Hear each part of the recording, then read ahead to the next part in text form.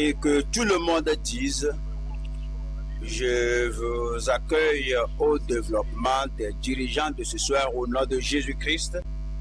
J'apprécie votre arrivée. Nous sommes ici à cause de l'entretien qui continue dans l'église de Gbagada.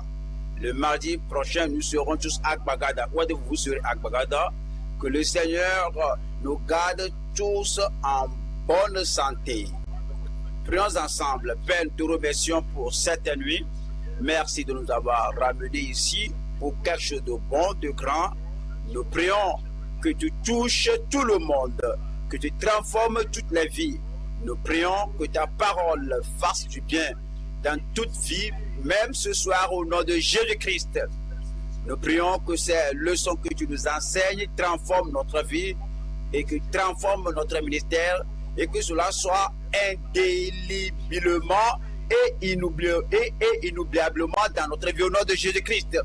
Aide-nous à être forts, aide-nous à monter, aide-nous à demeurer productifs dans l'œuvre du Seigneur au nom de Jésus-Christ. Merci parce que tu nous as exaucés. Au nom de Jésus, nous prions. Ce soir, nous allons voir Jacques 4. Je vais vous rappeler que l'épître de Jacques est écrite aux croyants. C'est écrit aux frères. Jacques 1, verset 2. Jacques 1, 2. Jacques 1, verset 2. Mes frères, regardez, voyez, cela parle aux frères. Voyez, cela fait référence aux frères. Alors, il écrit aux frères. Comme on va au chapitre 4 et on voit les versets d'introduction, on dirait, mais comment cela peut être envoyé aux croyants? L'épître est adressé aux croyants. Jacques 4,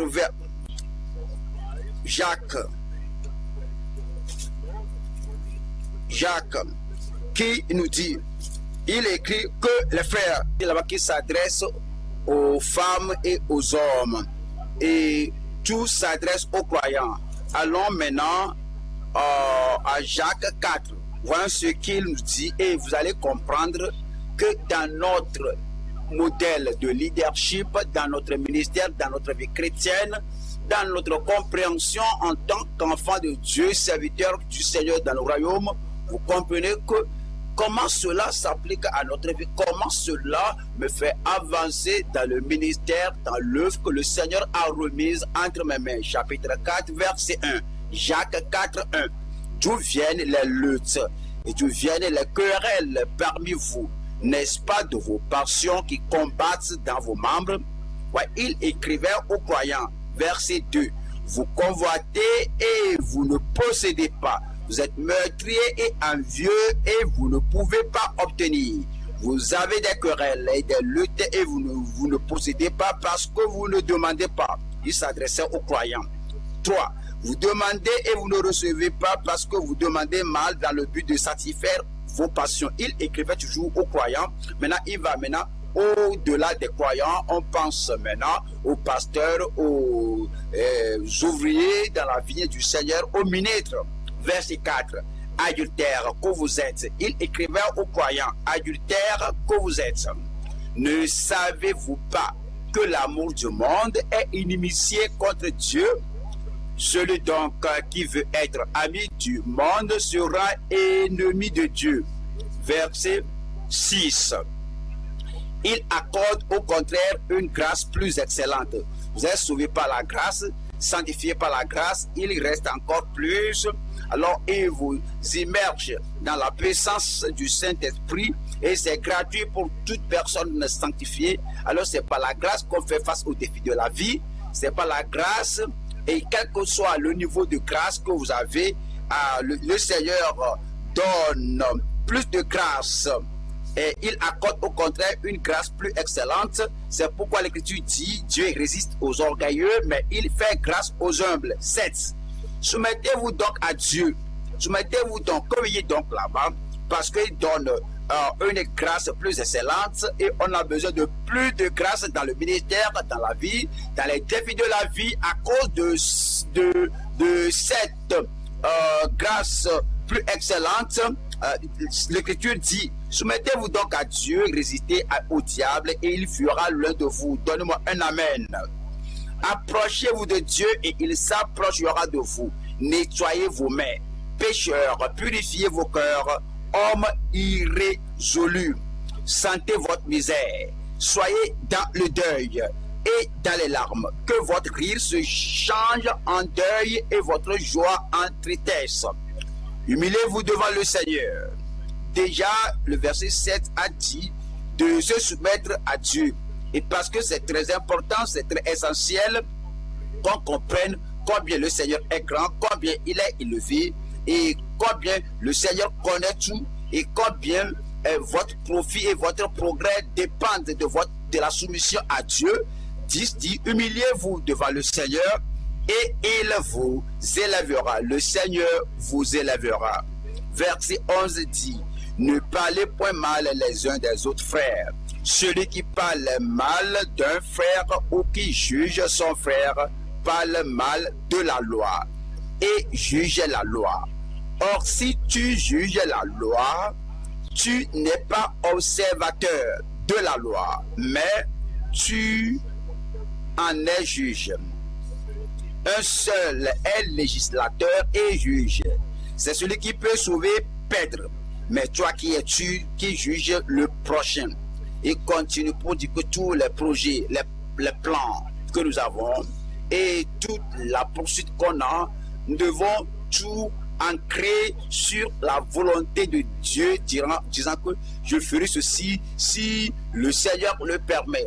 Je ferai ceci si le permis. J'élargirai ceci si le Seigneur permet. J'étendrai mes côtes, mes limites si le Seigneur le permet. Donc, nous devons tout soumettre à Dieu, tout ce qu'on planifie, tout ce qu'on détermine, tout ce qu'on décide, et quelle que soit la direction qu'on veut emprunter, on soumet tout à la volonté du Seigneur. Verset 15. Vous devriez dire, au contraire, si Dieu le veut, nous vivrons et nous ferons ceci ou cela. Si Dieu le veut, si c'est le plan de Dieu, nous le ferons. Si c'est le but que Dieu a pour nous, nous le ferons. Si le Seigneur le permet, nous le ferons. Et verset 17 dit: celui donc qui sait faire ce qui est bien. Alors il parle maintenant de ce à quoi on parle, ce à quoi on pense généralement, oui, dans la vie personnelle. Celui qui sait faire ce qui est bien, le péché d'omission, le ministère qui nous a confié. Celui donc qui sait faire ce qui est bien et qui ne le fait pas, commet, dites-le moi, commet un péché. On ne doit même pas, on ne peut pas dire que que je n'ai pas commis ce péché, je n'ai pas commis ce péché. Et la chose qu'on a laissée sans être fait, celui donc qui sait faire ce qui est bien et qui ne le fait pas commet un péché. Je prie que le Seigneur nous accorde la victoire dans tous les domaines de la vie au nom de Jésus-Christ. Ce soir, nous allons voir triompher des grands obstacles pour le progrès ministériel, vaincre de grands obstacles pour le progrès ministériel. Il nous a appelés au ministère et nous a donné une œuvre à faire. Il veut que nous fassions le progrès. Il veut que nous ayons le progrès, que nous avançons, que nous montons dans ce ministère qu'il a remis entre notre main. Le progrès ministériel. Il y a des empêchements, il y a des obstacles à ce progrès. Comme on voit l'œuvre que le Seigneur vous a remise, vous allez vous poser la question: quels sont les obstacles? Je veux réaliser ceci, je veux faire cela, je veux arriver là, je veux faire cela pour la gloire de Dieu. Y a-t-il des choses dans ma vie? Y a-t-il des choses dans ma famille? Y a-t-il des choses dans mon habitude? Y a-t-il des choses dans l'œuvre de mes mains? Y a-t-il des choses dans ma prière? Y a-t-il des choses dans mes pensées qui vont m'empêcher d'avoir le progrès que je dois avoir dans le ministère? Vaincre de grands obstacles, je vais les vaincre. Je dis, moi, je vais les vaincre. Nous allons tous les vaincre au nom de Jésus-Christ. Vaincre de grands obstacles pour le progrès ou bien au progrès ministériel. Numéro 1, prier sans la pierre d'achoppement de scandale ou bien d'offense. Prier sans la prière d'achoppement des offenses. Vous priez, il n'y a pas de réponse à la prière. Vous désirez, je veux faire cela, je veux l'avoir, mais je ne l'ai pas. Pourquoi? Parce qu'il y a une pierre d'achoppement d'offense. Et nous dit le type d'offense dont il s'agit, comme on voit la parole, et nous purgeons notre vie, et nous déblayons tout, et que cela ne soit pas là, que cela ne reste pas là-bas, et on prie, et notre prière sera exaucée. Prier sans aucune pierre d'achoppement d'offense. 2. Le progrès à travers la soumission et la prière, le progrès à travers la soumission et l'obéissance. Voici le ministre, voici l'ouvrier, voici le prédicateur qui a décidé qu'il sera obéissant au Seigneur, qu'il va se soumettre au Seigneur et il ne va pas permettre au diable d'avoir la même mise sur sa vie. Il va s'humilier, il va s'humilier devant le Seigneur, il va purifier ses mains, son cœur et il va suivre le Seigneur. S'il le permet, je ferai ceci. Si le Seigneur le veut, je ferai cela. Alors il aura le progrès. Vous savez pourquoi? Parce que il a la soumission de l'obéissant. Le progrès à travers la soumission de l'obéissant. Troisième point.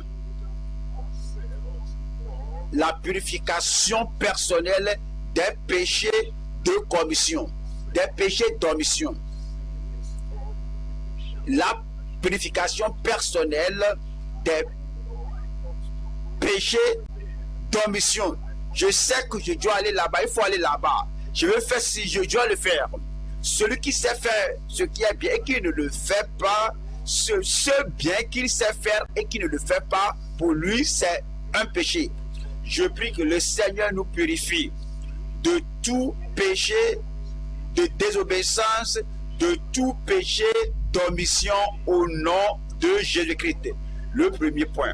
Je lis de Jacques 4 et voyons le verset 1. Jacques 4, voilà le verset 1. D'où viennent les luttes et d'où viennent les querelles parmi vous? N'est-ce pas de vos passions qui combattent dans vos membres? Et il demandait aux croyants, aux ministres, et comment cela peut être. Voyons Luc 22, voyons les croyants, voyons les ministres, voyons les disciples du Seigneur Jésus-Christ. Luc 22, verset 24. Il s'éleva aussi parmi les apôtres une contestation. Lequel d'entre eux devait être estimé le plus grand? Ouais, des disciples, des apôtres, des ministres du Seigneur, les gens que le Seigneur a appelés, leur a dit, suivez-moi, je vous ferai pécheurs d'hommes. Il les a appelés dans le premier chapitre. Maintenant, chapitre 22, le Seigneur était sur le point de finir, de terminer son ministère, et il argumentait et il se donnait en délibération de celui-là qui sera le plus grand parmi eux, et cela a amené une contestation, une querelle, une dispute en leur sein. S'il y a une telle dispute entre nous, je suis plus grand que toi, tu es moindre que moi, alors c'est ce que le Seigneur dit, que d'où viennent ces guerres, d'où viennent ces luttes, c'est ce que le Seigneur nous dit. On va à Matthieu chapitre 20, verset 24. Verset 24 nous dit, les 10 ayant entendu cela furent indignés contre les deux frères. Où est cela? Il y a indigné. Ça c'est là, parce qu'ils se sont irrités, ils se sont énervés. Comment pouvez-vous prier pour cela? Comment peux-tu avoir une place ici et une autre là-bas? Où serais-je? Alors cela commence a démontré l'égoïsme et cela cause la querelle, la bagarre parmi les disciples. C'est pourquoi le Seigneur dit, d'où viennent et les luttes et d'où viennent les querelles parmi vous? N'est-ce pas de vos passions qui combattent dans vos membres? Je prie que le Seigneur nous purifie au nom de Jésus-Christ. Donne-moi un bon amen. Allons à Luc, chapitre 9, 51. Luc 9, 51. Demandez, vous ne recevez pas. Pourquoi? Regardez les apôtres qui priaient. Regardez les disciples qui prient. Regardez les gens qui doivent être les précurseurs des ouvriers, des ministres. Et voyons Luc 9, verset 51. Lorsque le temps où il devait être enlevé du monde approcha, Jésus prit la résolution de se rendre à Jérusalem. Il envoya devant lui des messagers qui se mirent en route et entrèrent dans un bourg des Samaritains pour lui préparer un logement. Voilà ceci. Mais on ne le reçut pas parce qu'il se dirigeait sur Jérusalem. Ces Samaritains-là, et regardez, ils voudraient voir Jésus, mais après tout, c'est James qui nous dit, maintenant qui récapitulait, et Jacques se rappelait tout ce qui était arrivé, et dit que les croyants qui prient pour ce qui n'est pas accordé, les ministres prient pour ce qui n'est pas accordé, et Jacques se rappelait ce qui leur était arrivé. Et verset 54 dit, les disciples Jacques et Jean, voyant cela, dit, Seigneur, veux-tu que nous commandions que le feu descende du ciel et les consume? Jésus se tourna vers eux et les réprimanda. Pourrais-tu nous aider à sentir la puissance, l'autorité? Nous sommes plus grands que Élie. Élie, après tu as commandé que le feu descende en haut sur les gens et nous sommes prêts à les consumer, à les faire dévorer du feu parce qu'ils ne t'ont pas permis de passer par leur ville pour entrer à Jérusalem. Pourrais-tu nous faire quelque chose? Pourrais-tu nous laisser faire quelque chose? Toi, tu ne dois rien faire, mais laisse-nous faire invoquer le feu sur eux. Il n'a pas exaucé cette prière, il n'a pas permis qu'il fasse descendre le feu sur eux. Et disant, vous ne savez de quel esprit vous êtes animés, car le Fils de l'homme est venu non pour perdre les âmes des hommes, mais pour les sauver. Et ils allèrent dans un autre bourg. Maintenant vous comprenez que Jacques 4, versets 1 à 3 s'applique aux croyants. Demanda quelque chose, il exigeait quelque chose, il priait pour quelque chose que Dieu ne va jamais accorder à cause d'eux. Et dit, mais je ne comprends pas ce verset 3. Jacques 4, verset 3. Que je retourne au verset 2. Vous convoitez et vous ne possédez pas. Vous êtes meurtrier, croyant. Vous êtes meurtrier, vous tuez. Vous devez comprendre le concept de Jésus-Christ sur la tuerie. Vous devez connaître le concept du Nouveau Testament sur la tuerie. Voyons, 1er Jean au chapitre 3, verset 15. Quiconque est son frère est un meurtrier. Et vous savez qu'aucun meurtrier n'a la vie éternelle demeurant en lui. Vous tuez, vous désirez avoir, à cause de ce que vous voulez, je veux avoir ce succès, je veux avoir cette réalisation, quelqu'un d'autre aussi désire réaliser cela, avoir cette victoire à cause de la jalousie, la sensualité, la compétition, il y a la haine dans le cœur. C'est pourquoi c'est dit, vous êtes meurtrier et envieux et vous ne pouvez pas obtenir. Matthieu chapitre 5. Matthieu 5, verset 20. Matthieu 5, verset 20. Car je vous le dis, si votre justice ne surpasse celle des scribes et des pharisiens, vous n'entrerez point dans le royaume des cieux. Voyez ceci, verset 21. Vous avez entendu qu'il a été dit aux anciens, tu ne tueras point.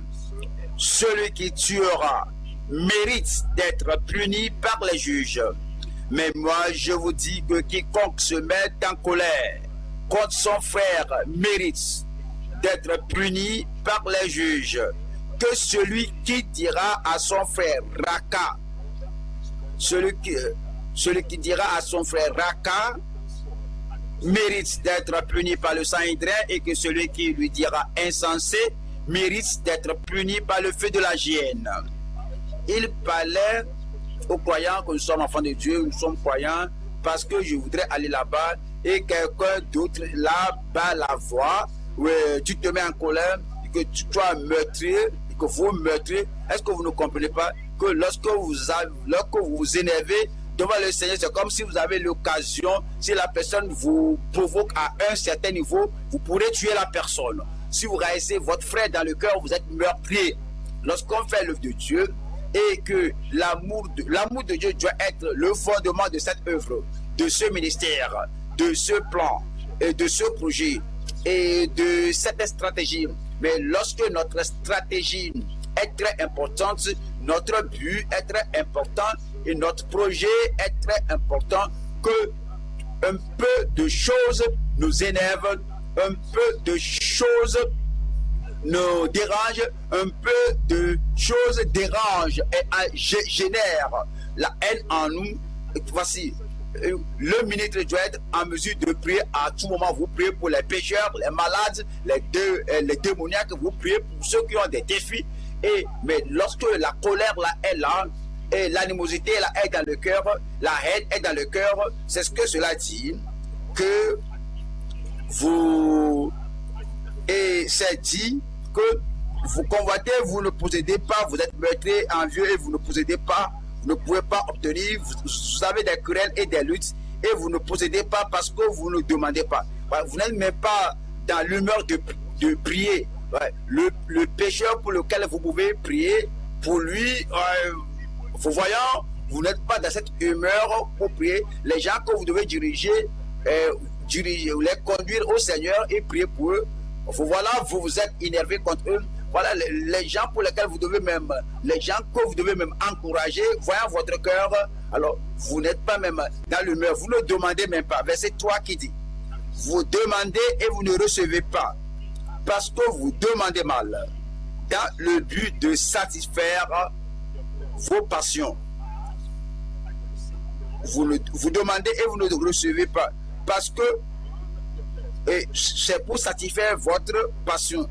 Peut-être vous demandez avec le jeûne et la prière. Allons à Ésaïe 58, verset 3. Ésaïe 58, voilà le verset 3. Verset 3. Que nous sert de jeûner si tu ne le vois pas?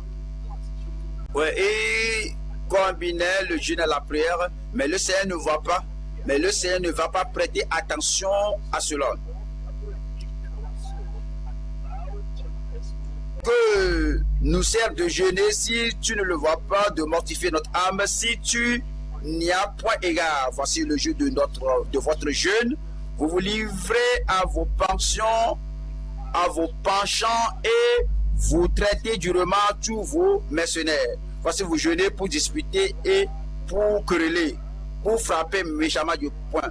Et il y a des choses qui empêchent la prière, que vous soyez ministre, ouvrier, membre, il y a des obstacles à la prière. Même que ce soit la prière ou le jeûne, vous jeûnez pour disputer, quereller, pour frapper méchamment du poing. Vous ne jeûnez pas comme le veut ce jour, pour que votre voix soit entendue en haut. Verset 5. Est-ce là le jeûne auquel je prends plaisir?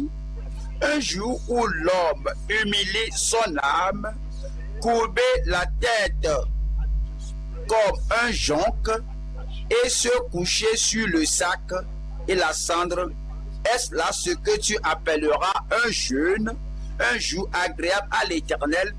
Voici le jeûne auquel je prends plaisir. Détache les chaînes de la méchanceté.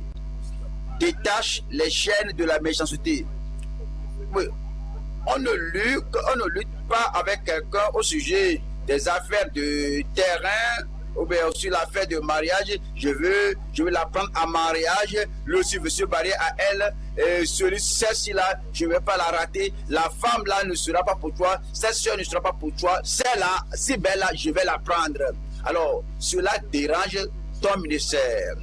Ce type de guerre, ce type de lutte, ce type de tiraillement va déranger le progrès de ton ministère.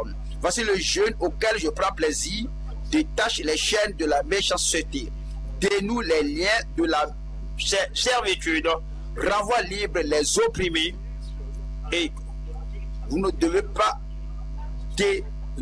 décider de le souffrir, de le faire souffrir. Je dois l'opprimer. Un croyant, un ministre ne doit pas faire comme ça. Renvoie libre les opprimés et que l'on rompe toute espèce de joug. Partage ton pain avec celui qui a faim et fais entrer dans ta maison les malheureux sans asile. Si tu vois un homme nu, couvre-le et ne te détourne pas de ton semblable. Il ne doit pas avoir de querelle, de risque entre toi, entre ton mari, entre ta femme. Tu ne dois rien te cacher de ton partenaire. C'est ce dont il s'agit ici.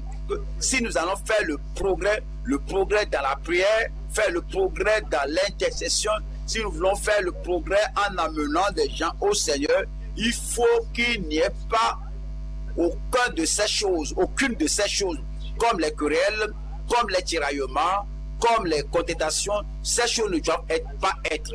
Ces choses ne seront pas dans ma vie. Je dis, ces choses ne seront pas dans ma vie. Elles ne seront pas dans nos vies au nom de Jésus-Christ. Voyons, Psaume 78. Psaume 78, verset 17. Mais ils continuèrent à pécher contre lui, à se révolter contre le Très-Haut dans le désert. 18. Et tentèrent Dieu dans leur cœur, en demandant de la nourriture selon leur désir. En demandant de la nourriture selon leur désir. Pourquoi on désire quelque chose, ce n'est pas qu'on en a besoin, ce n'est pas que c'est très important, c'est pour la convoitise. Ce n'est simplement pour le plaisir, ce n'est pas la volonté de Dieu. C'est pourquoi la prière n'est pas exaucée plusieurs fois. Verset 30. Ils n'avaient pas satisfait leur désir. Ils avaient encore leur nourriture dans la bouche. Lorsque la colère de Dieu s'éleva contre eux, il frappa de mort les plus vigoureux. Il abattit les jeunes hommes d'Israël. Et maintenant, retournons à Jacques, chapitre 4, verset 4. Jacques 4, verset 4. Jacques, chapitre 4, verset 4. Adultères que vous êtes, ne savez-vous pas que l'amour du monde est inimitié contre Dieu? Celui donc qui veut être ami du monde sera ennemi de Dieu. Celui donc qui veut être ami du monde sera ennemi de Dieu. Plusieurs fois, comme on lit cela, on pense aux habillements, porter ceci, ne pas porter cela. Mais cela parle maintenant, il parlait ici aux croyants, aux ministres. Regardez, qu'est-ce que tu fais là-bas? Balaam, Balak est du monde. Et Balaam, tu es maintenant en amitié avec Balak qui est du monde, parce que tu voudrais quelque chose. Comme on voit les ministres d'aujourd'hui, les prédicateurs de l'évangile. Et il y a un Balak dans le monde. Et il a de l'argent, il a la position, il a l'opportunité, il a des terres et il a tué Balaam qui est prophète et Balaam qui est prédicateur est en amitié avec ce Balaam. C'est ce Balak, c'est ce que nous voyons ici. Et c'est dit maintenant au ministre que en tant que ministre, vous deviendrez comme un rien pour ces gens-là. C'est vous qui prenez leurs prières, leurs requêtes de prière pour détruire les croyants, pour détruire le sanctuaire de Dieu, pour détruire ce qui est bon dans le pays. C'est toi qui prends cette requête-là, et tu es comme Balaam, c'est toi qui les prodigue des conseils. Si tu veux détruire la vie de ces gens-là, voici ce qu'il faut faire, C'est comme Balaam. C'est Balaam qui est ami du monde. Allons à 2e Pierre, 2 Pierre, chapitre 2, 2 Pierre 2, verset 15. Après avoir quitté le droit chemin, ils se sont égarés en suivant la voie de Balaam, fils de Bosor, qui aima le salaire de l'iniquité.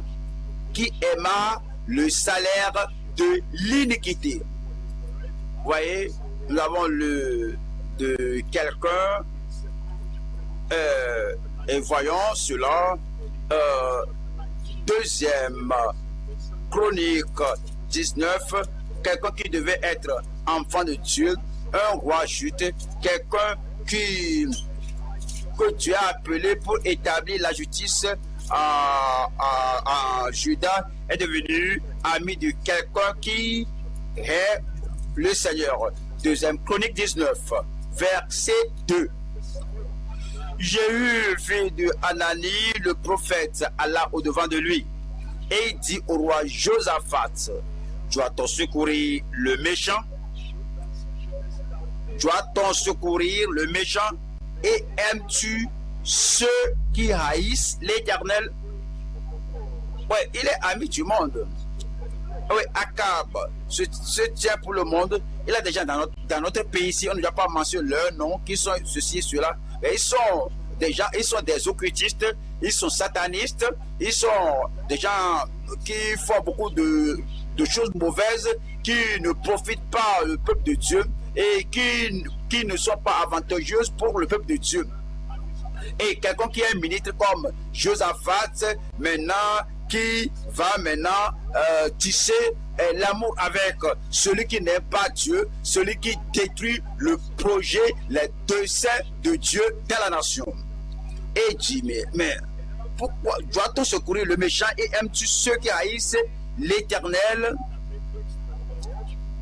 Et dit, à cause de cela, l'Éternel est irrité contre toi.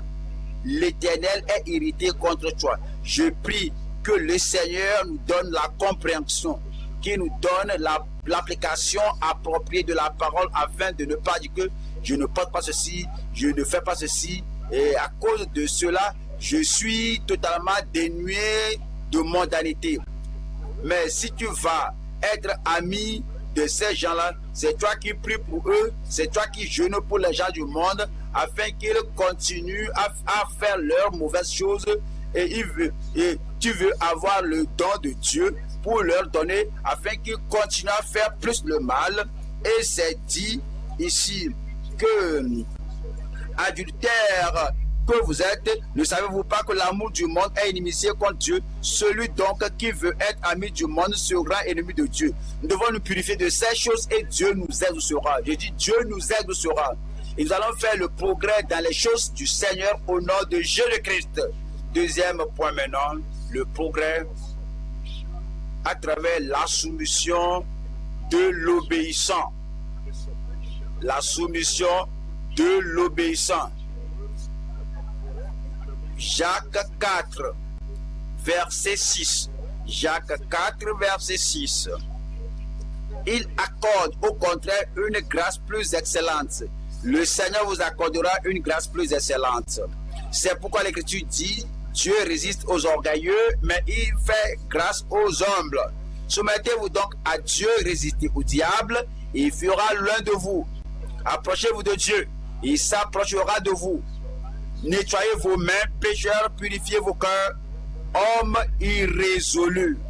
Sentez votre misère, soyez dans le deuil et dans les larmes. Que votre rire se change en deuil et votre joie en tristesse. Humiliez-vous devant le Seigneur et il vous élèvera. Je crois que quelqu'un là me dira Amen. Humiliez-vous devant le Seigneur et il vous élèvera. 11. Ne parlez point mal les uns des autres frères. Celui qui parle mal d'un frère ou qui juge son frère parle mal de la loi et juge la loi. Or, si tu juges la loi, tu n'es pas observateur de la loi, mais tu en es jugé. Ici, nous avons le progrès à travers la soumission. Le progrès à travers la soumission. Ouais, Dieu est un Dieu gracieux, Dieu est un Dieu fidèle, Dieu est celui qui nous a favorisés, qui nous a donné gracieusement la position même du croyant que nous demandons et il nous exauce, nous cherchons et nous trouvons et nous confessons nos péchés et nous pardonne et il nous donne la vie éternelle. Nous sommes devenus croyants que c'est un grand Dieu, un Dieu gracieux. Nous devons nous soumettre à lui. Et puis, non seulement ça, qui nous a sauvés et nous a appelés au service, que nous servions le Seigneur et que nous allions et que nous devenions des porteurs de la grâce de Dieu pour faire entrer d'autres dans le royaume de Dieu.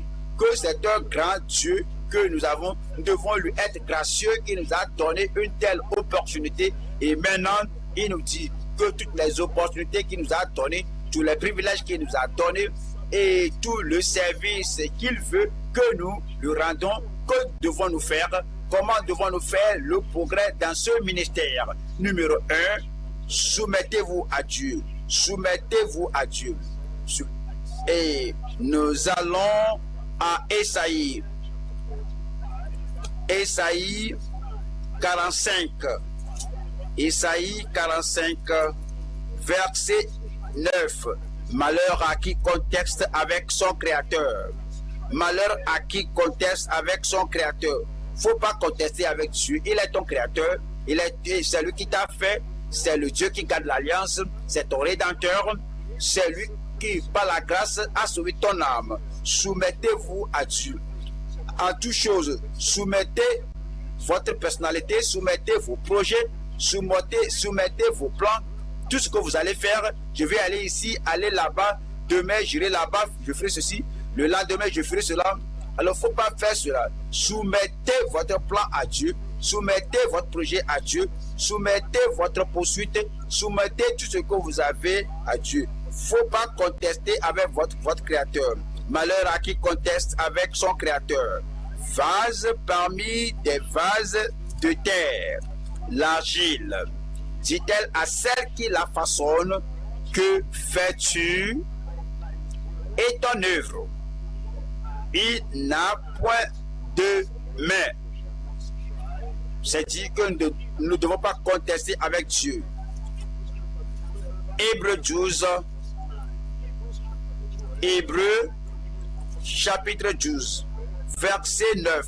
D'ailleurs, puisque nos pères, selon la chair, nous ont châtiés et que nous les avons respectés, nous nous sommes soumis à eux, nous leur avons obéi, ne devons-nous pas, à bien plus forte raison, nous soumettre au Père des esprits pour avoir la vie? Nous allons faire le progrès dans l'œuvre qu'il a remise entre nos mains. Après tout, c'est son œuvre. Nous ne pouvons pas aimer l'œuvre plus que le propriétaire de l'œuvre, le possesseur de l'œuvre. Et nous ne pouvons pas aimer le secret du succès dans l'œuvre plus que le Seigneur lui-même. Alors, nous devons être reconnaissants qu'il a remis quelque chose de très important entre nos mains à faire. Numéro 1, soumettez-vous à Dieu. Retournons à Jacques. Jacques 4. Je lis verset 7. Soumettez-vous donc à Dieu. Résistez au diable et il fuira l'un de vous. Le diable est l'archi-ennemi de Christ. Le diable est l'ennemi juré de l'Église. Le diable est l'ennemi de la justice. Le diable ne veut pas que les pécheurs soient sauvés. Et toi, tu es appelé à sauver les pécheurs. Tu es appelé à conduire les croyants à la maturité. Le diable n'est pas cela. Donc, il va venir croiser ton chemin. Il va venir chercher de t'empêcher. Je sais que tu vas réussir. Numéro 2 ici, c'est résister au diable. Dieu merci, il fuira loin de vous. Je dis, il fuira loin de vous. D'accord, il fuira loin de moi. Voyons, 1 Pierre 5. 1 Pierre chapitre 5, verset 8. Soyez sobres, veillez, votre adversaire le diable rôde comme un lion rugissant, chercha qui il dévorera. Résistez-lui avec une foi ferme. Résistez au diable. Il va essayer de vous décourager. Résistez au diable. Il va essayer de vous faire l'œuvre dans la chair. Résistez au diable. Il va essayer de vous dire que tu as tant fait, assieds-toi. Résistez au diable. Il va vous dire que ces gens ne seront pas sauvés. Ces gens-là se sont vendus au diable. Il n'y a pas raison d'aller vers eux. Résistez au diable. Le diable va essayer de te dire que tu n'es-tu pas là, n'es-tu pas fatigué maintenant, veux-tu toujours continuer à courir, ne sais-tu pas qu'il y a un danger dans la voie, il va essayer de te faire arrêter. Le diable ne te fera pas t'arrêter, tu ne vas pas t'arrêter, tu ne seras pas empêché et tu ne vas pas succomber au dessein du diable au nom de Jésus-Christ. Résistez-lui avec une foi ferme, sachant que les mêmes souffrances sont imposées à vos frères dans le monde. Résistez-lui. Retournons à Jacques 4. Jacques 4, le Seigneur nous dit et nous montre comment faire le progrès. Et approchez-vous de Dieu. Voilà le verset 8. Jacques 4, 8. Approchez-vous de Dieu et il s'approchera de vous. Vous avez besoin de lui.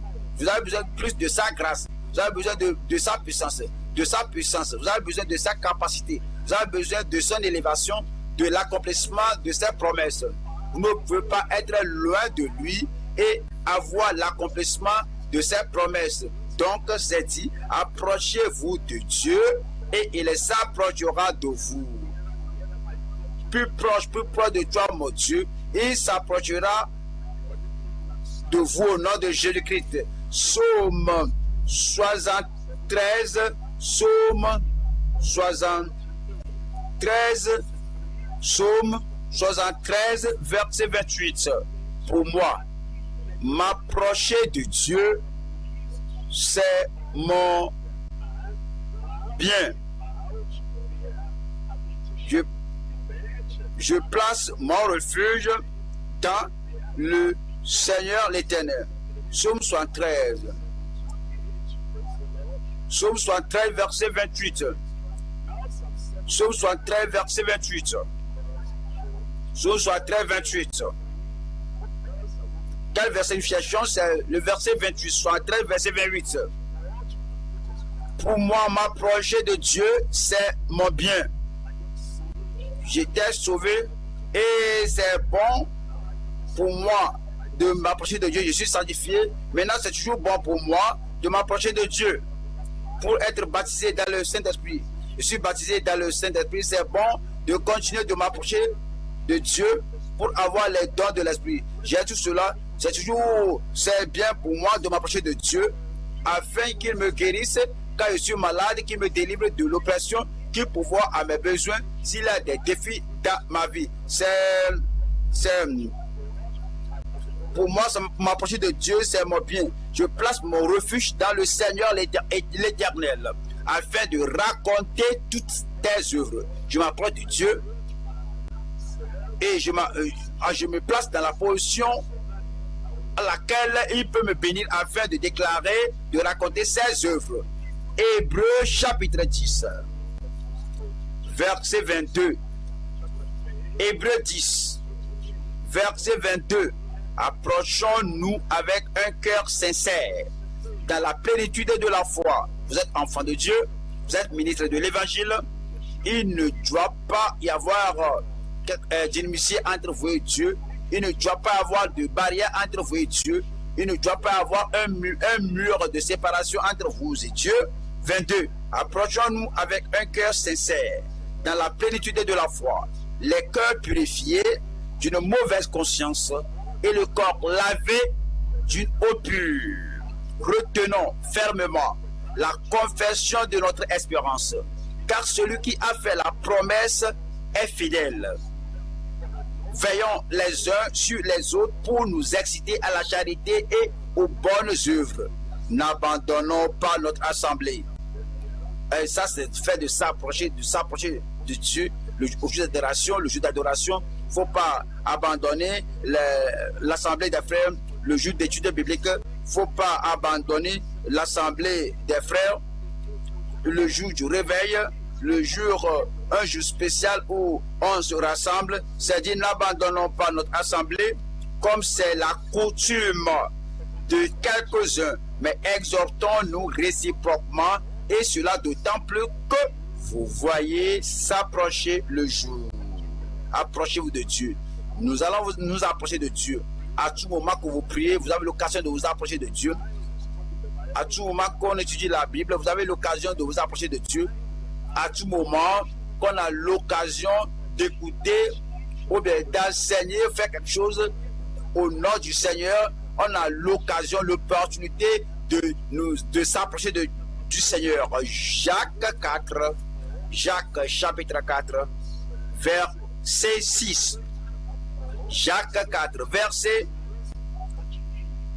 6. Il accorde au contraire une grâce plus excellente. C'est pourquoi l'Écriture dit, Dieu résiste aux orgueilleux, mais il fait grâce aux humbles. Dieu résiste aux orgueilleux, mais il fait grâce aux humbles. Numéro 1, soumettez-vous à Dieu. 2, résistez au diable. Numéro 3, approchez-vous de Dieu. Et puis numéro 4, abandonnez tout orgueil, délaissez tout orgueil, toute espèce d'orgueil, délaissez toute forme d'orgueil. Daniel 4, nous allons à Daniel. Daniel chapitre 4, Daniel 4, 37. Maintenant, moi, Nebuchadnezzar, je loue, j'exalte et je glorifie le roi des cieux, dont toutes les œuvres sont vraies et les voies justes. Écoutez bien ceci, et qui peut abaisser ceux qui marchent avec orgueil. Même si les gens sont grands, comme Nebuchadnezzar ou Hérode, Dieu est en mesure d'abaisser ceux qui marchent avec orgueil, délaisser toute espèce d'orgueil. Actes des apôtres, chapitre 12, verset 20. Acte 12, verset 20. Hérode avait des dispositions hostiles à l'égard des Tyriens et des Sidoniens. Mais il vint le trouver d'un commun accord. Et après avoir gagné Blas, son chambellan, ils sollicitèrent la paix parce que leur pays tirait sa subsistance de celui du roi. À un jour fixé, Hérode, revêtu de ses habits royaux et assis sur son trône, les harangua publiquement. Le peuple s'écria, voix d'un Dieu et non d'un homme. Cela l'a rendu très pompeux. On l'a flatté, il l'a accepté. Il faut éviter toute espèce d'orgueil. Vous avez fait quelque chose, même si la chose est très bonne et c'est apprécié par les gens, il faut dire, qu'est-ce que j'ai qui ne m'est pas et qui ne m'a pas été donné par Dieu. La grâce donnée par Dieu, la connaissance par Dieu, la percée donnée par Dieu, le progrès donné par Dieu. Donc on donne toute la gloire à Dieu. Mais on dit que ça c'est la voix d'un homme et non la voix, c'est la voix d'un Dieu et non d'un homme. au même instant, un ange du Seigneur le frappa, parce qu'il n'avait pas donné gloire à Dieu et il expira rongé des vers. Je prie que le Seigneur nous accorde la sagesse, qu'on se rappelle à tout moment que la tentation de nous gonfler, de nous montrer comme nous ne sommes plus des humains, que puisse Dieu nous donner la grâce de nous humilier au nom de Jésus-Christ. Jacques 4, Jacques 4, voyons, verset 8. Approchez-vous de Dieu et il s'approchera de vous. Nettoyez vos mains, pécheurs. Purifiez vos cœurs, hommes irrésolus. Purifiez vos cœurs. On a besoin des cœurs purs si on veut prêcher de façon agréable dans le royaume de Dieu et faire l'œuvre que Dieu nous a donnée. Il faut des mains pures, des mains cœurs. Job 17. Job 17, 9. Le juste néanmoins demeure ferme dans sa voie. Celui qui a les mains pures se fortifie de plus en plus. C'est ainsi que le Seigneur examine notre vie et voit qu'on ne touche pas ce qui est à autrui. On ne touche pas ce qui souille la vie et nous fuyons ce qui est mauvais et nous avons besoin de cœur pur et de mains justes. Et il va nous rendre plus forts. Je prie que vous soyez forts et vous serez de plus en plus forts au nom de Jésus-Christ. Psaume 26, verset 9. N'enlève pas mon âme avec les pécheurs, ma vie avec les hommes de sang, dont les mains sont criminelles et la droite pleine de présents. Pour avoir les mains pures, il faut qu'il n'y ait pas de corruption, même si la communauté autour de nous est de plus en plus corrompue. Alors, on dit, mais tu n'as pas demandé, je te le donne, prends ça. On dit non. Si tu es ministre de Dieu, même un croyant dans le royaume de Dieu, tu vas te purifier les mains et tu ne vas pas saisir leur présent au nom de Jésus-Christ. Et ça a aussi parlé de purifier le cœur. Nos cœurs seront purs. Qui ira avec les mains pures. Et notre cœur, ensemble avec les mains pures, notre cœur doit être pur. Psaume 24, versets 3 et 4. Qui pourra monter à la montagne de l'Éternel, qui s'élèvera jusqu'à son lieu saint. Celui qui a les mains innocentes et le cœur pur. Celui qui a les mains innocentes et le cœur pur. Je prie que le Seigneur garde votre cœur pur. Matthieu 5. Matthieu 5. Et si nous lisons verset 8. Matthieu 5, verset 8. Matthieu 5, verset 8. Heureux ceux qui ont le cœur pur, car ils verront Dieu. Je verrai Dieu. Je dis, je verrai Dieu. Il faut le dire à haute voix, je verrai Dieu. Le Seigneur fera que vous le voyez au nom de Jésus-Christ. Mais rappelez-vous, numéro 1, soumettez-vous à Dieu. Numéro 2, résistez au diable. Numéro 3, approchez-vous de Dieu. Numéro 4, délaissez toute forme d'orgueil. Numéro 5, purifiez vos mains. Numéro 6, purifiez votre cœur. Revenons à Jacques 4, je lis verset 11.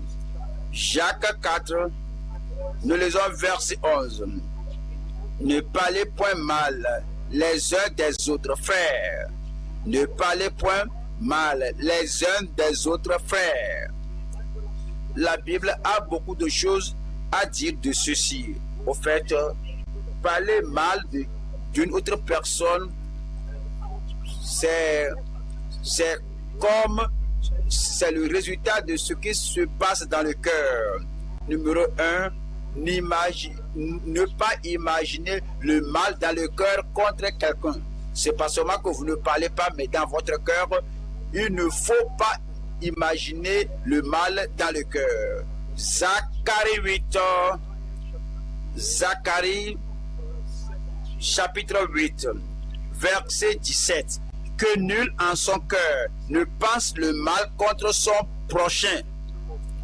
Que nul en son cœur ne pense le mal contre son prochain. Lorsque vous planifiez, vous imaginez, lorsque vous projetez cela, c'est ce qui est dit ici. Vous ne devez pas imaginer, penser le mal contre votre prochain. Non seulement ça, ne pensez pas mal. N'ayez pas une mauvaise pensée. Toute pensée que vous avez envers votre prochain doit être bon, doit être édifiant. Vous ne devez pas imaginer, vous ne devez pas penser mal de quelqu'un. 1er Corinthiens 13, verset 5. 1er Corinthiens 13, 5. Elle ne fait rien de malhonnête, elle ne cherche point son intérêt, elle ne s'irrite point, elle ne soupçonne point le mal. Elle ne soupçonne point le mal. Si vous tu ne dois pas imaginer le mal, tu ne dois pas penser mal de quelqu'un, tu ne dois pas soigner le mal et tu ne dois pas projeter le mal. Tu ne dois pas faire, tu ne dois pas prendre le, tu ne dois pas concevoir le mal en stratégie. Et on n'est pas ce niveau, on n'est pas ceci, on n'est pas le niveau de cette personne. Nous allons concevoir le mal pour le dégrader. C'est pourquoi les gens conçoivent le mal avant de le dire. Voyons, Proverbe 3, 29. Proverbe 3, 29.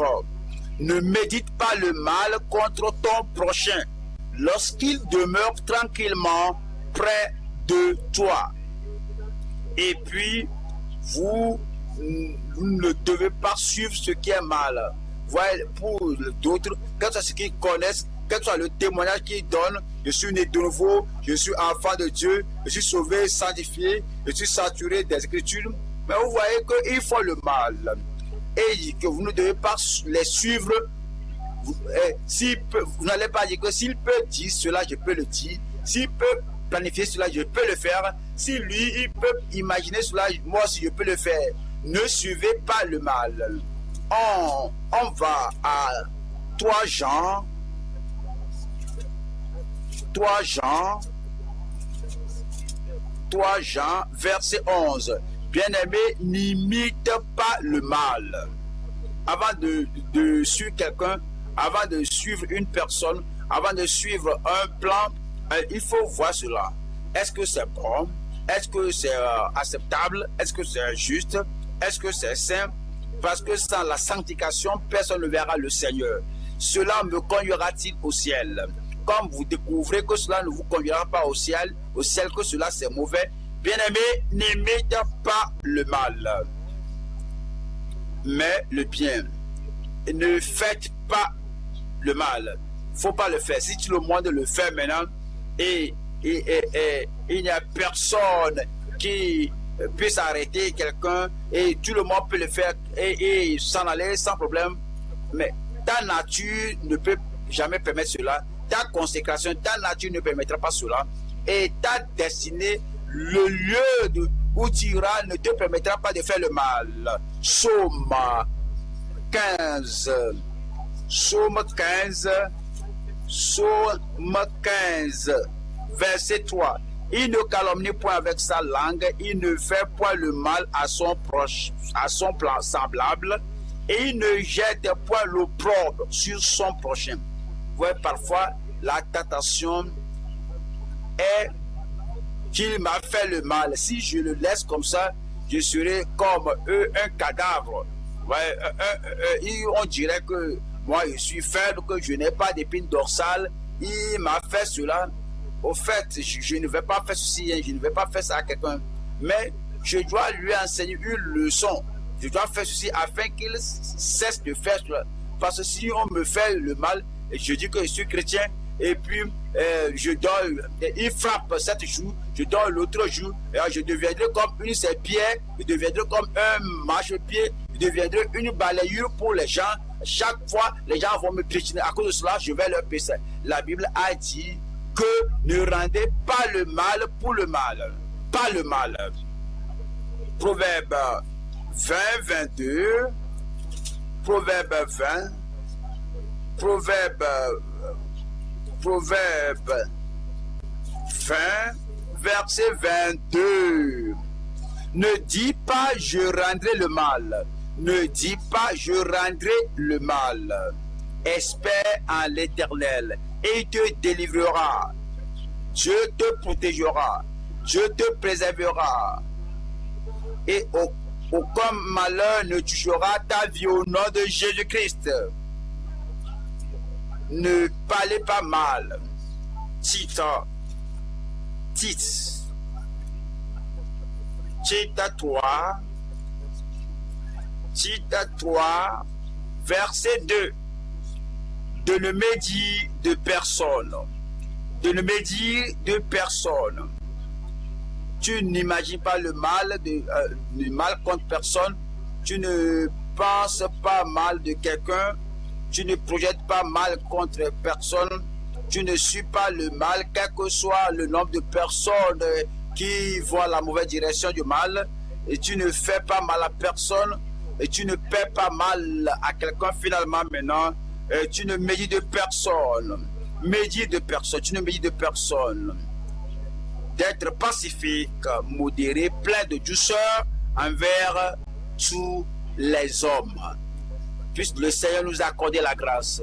Et comme on fait cela, ce que Dieu nous révèle, nous allons faire le progrès dans l'œuvre qu'il a remise dans nos mains au nom de Jésus-Christ. Nous allons maintenant à Jacques 4, je lis verset 17. Jacques 4, verset 17. Jacques 4, ici verset 17. Voici ce qui est dit là-bas. Celui donc qui sait faire ce qui est bien et qui ne le fait pas commet un péché. Il nous dit qu'il y a quelque chose qu'on appelle le péché d'omission. Le péché d'omission.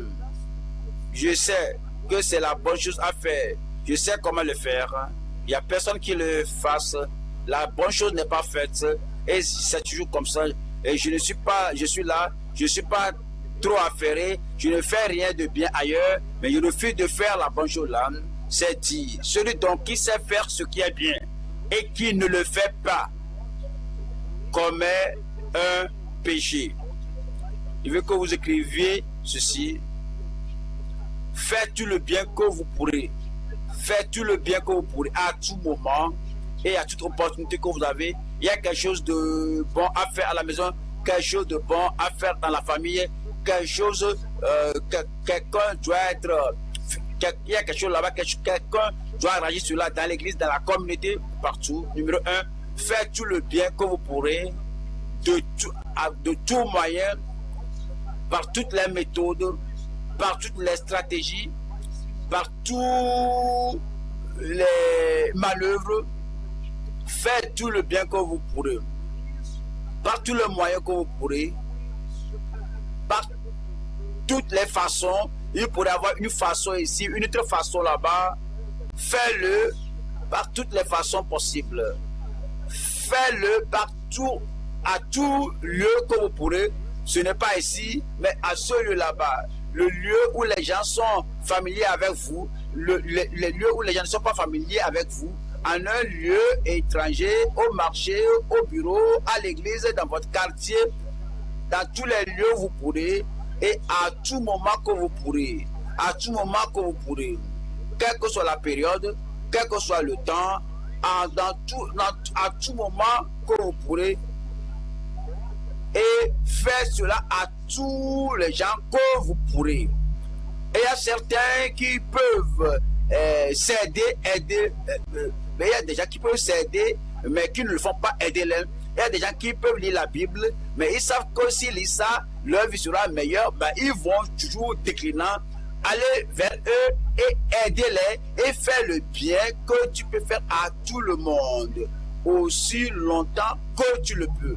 Aussi longtemps que tu le peux. Il ne faut pas démissionner aussi longtemps que tu le peux. Si tu es malade, maintenant tu es en bonne santé, reprends ça et fais cela aussi longtemps que tu le peux.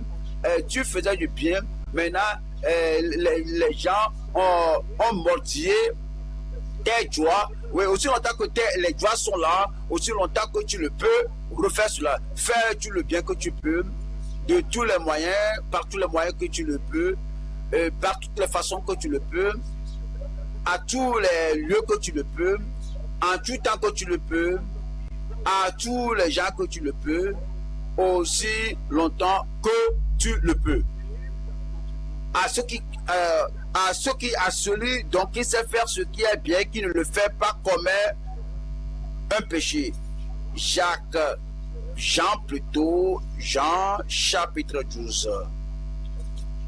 Jean 12. Verset 42. Jean 12, 42.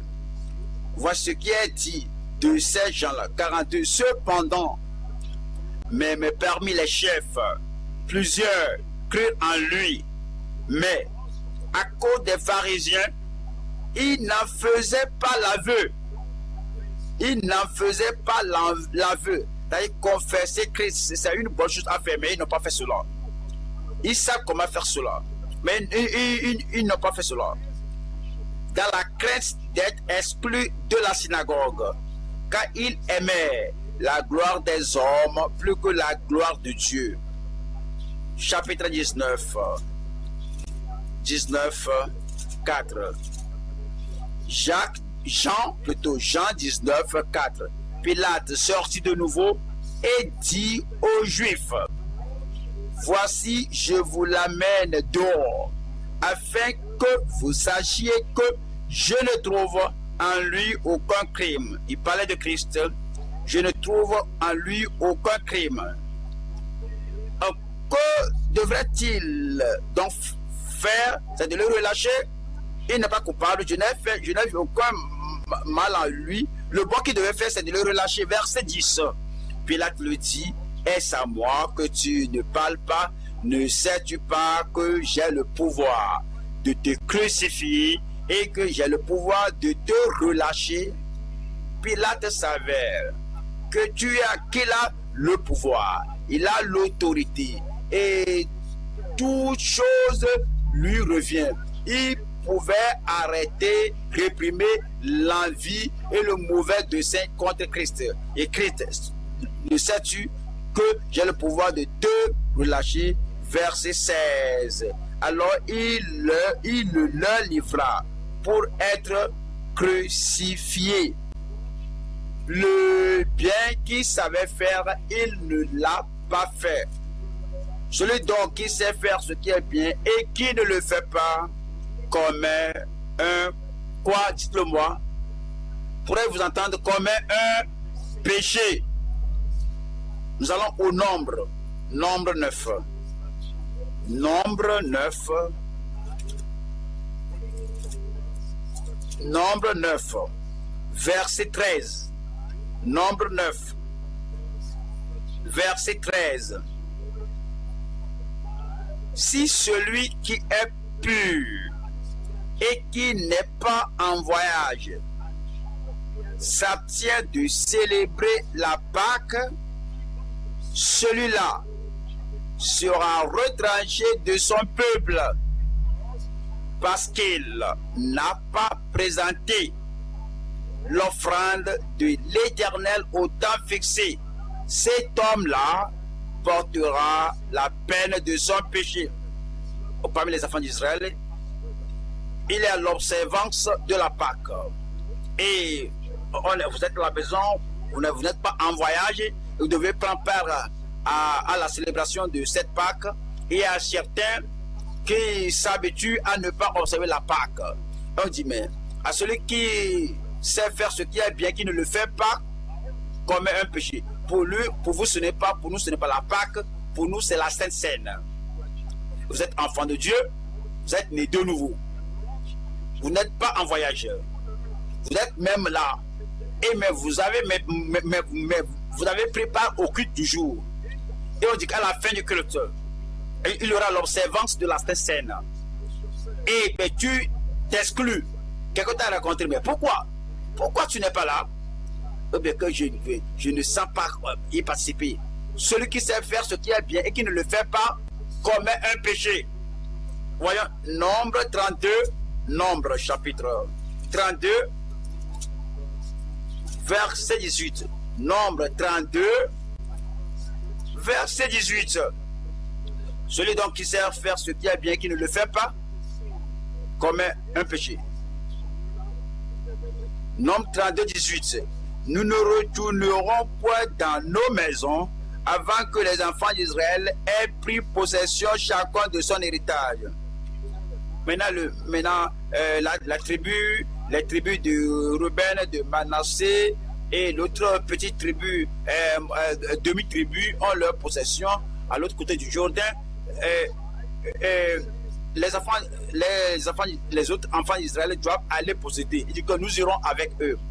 Nous avons déjà notre portion à l'autre bord et nous irons avec le peuple, le reste du peuple, afin que nous combattons avec eux et que nous l'emportons sur l'ennemi. Et lorsqu'ils s'établissent dans leur territoire, nous reviendrons. C'est la bonne chose. Verset 23. Mais si vous ne faites pas ainsi, le bien là que vous professez faire, mais Dieu merci, je me suis établi, je vais vous aider aussi à vous établir. Dieu merci, ça va bien pour moi, je vais t'aider aussi à être en bon état. Mais si vous ne faites pas ainsi, vous péchez contre l'Éternel. Sachez que votre péché vous atteindra. Celui qui sait faire ce qui est bien, le bien qu'on sait faire, faisons-le pour que la bénédiction de Dieu soit sur notre vie au nom de Jésus-Christ. Proverbe 24. Proverbe 24. Celui donc qui sait faire ce qui est bien et qui ne le fait pas commet un péché. Proverbe chapitre 24, verset 11. Délivre ceux qu'on traîne à la mort, ceux qu'on va égorger, sauve-les. Il y a des gens sur le point de mourir. Il y a des gens qui vont à la mauvaise direction. Alors, ils vont raconter la dévastation et la destruction les attend. Et mais si tu ne les sauves pas, verset 12, si tu dis, ah, nous ne savions pas, celui qui pèse les cœurs ne le voit-il pas? Celui qui veille sur ton âme ne le connaît-il pas? Et ne rendra-t-il pas à chacun selon ses œuvres? On voit les gens mourir, voit les gens périr, et vous avez la parole du salut, la parole de grâce, la parole de délivrance pour les faire sortir de cet état. Et tu te croises les bras et tu fermes la bouche, tu ne veux pas ouvrir la bouche. Celui qui sait faire bien, celui qui sait faire ce qui est bien, qui ne le fait pas, commet un péché. Allons à Ézéchiel 33. Ézéchiel 33, verset 6. Si la sentinelle voit venir l'épée et ne sonne pas de la trompette, il sait que le danger frappe à la porte. Il sait que la destruction est là. Il sait que les gens seront détruits. Et si la sentinelle voit venir l'épée et ne sonne pas de la trompette, si le peuple n'est pas averti et que l'épée vienne enlever à quelqu'un la vie, celui-ci périra à cause de son iniquité, mais je redemanderai son sang à la sentinelle. Il savait faire ce qui est bien et il ne l'a pas fait. Verset 18. Quand je dis aux méchants, méchant, tu mourras, si tu ne parles pas pour détourner le méchant de sa voie, ce méchant mourra dans son iniquité et je te redemanderai son sang. Parce que tu savais faire le bien et tu ne l'as pas fait. Luc 12. Luc 12, Voyons 47, Luc 12, 47. Le serviteur qui ayant connu la volonté de son maître, le serviteur là, qui ayant connu la volonté de son maître, n'a rien préparé et n'a pas agi selon sa volonté, sera battu d'un grand nombre de coups. Pourquoi? Parce qu'il connaissait le bien, il sait faire le bien, mais il ne l'a pas fait. Matthieu 25, 24. Matthieu 25, 24. Matthieu 25, verset 24. Celui qui n'avait reçu qu'un talent s'approcha ensuite et il dit: Seigneur, je savais que tu es un homme dur, qui moissonne où tu n'as pas semé et qui amasse où tu n'as pas vanné. J'ai eu peur et je suis allé cacher ton talent dans la terre.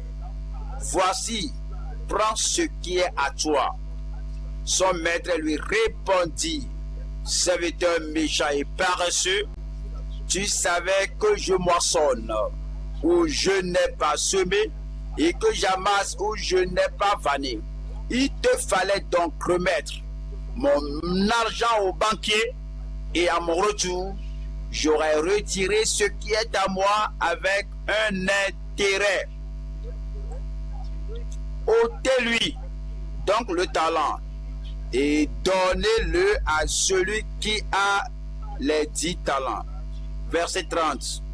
Et le serviteur inutile, jetez-le dans les ténèbres du dehors. Pourquoi? Celui qui sait faire le bien et qui ne le fait pas commet un péché.